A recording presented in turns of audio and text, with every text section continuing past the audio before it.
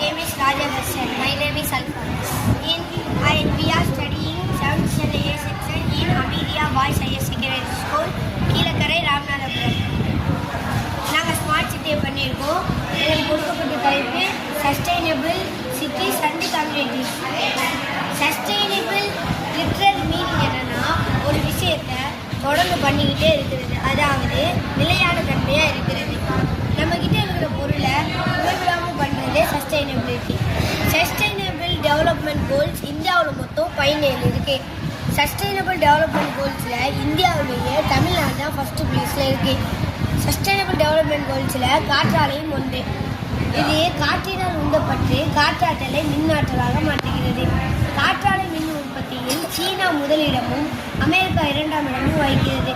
காற்றாலை மின் உற்பத்தியில் இந்தியாவிலேயே தமிழ்நாடு தான் 55% முதலிடத்தில் உள்ளது.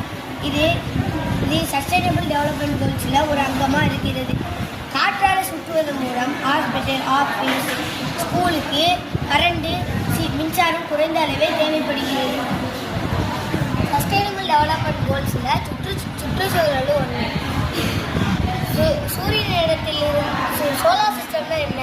சோலார் சிஸ்டம்னா சூரியன் இடத்திலிருந்து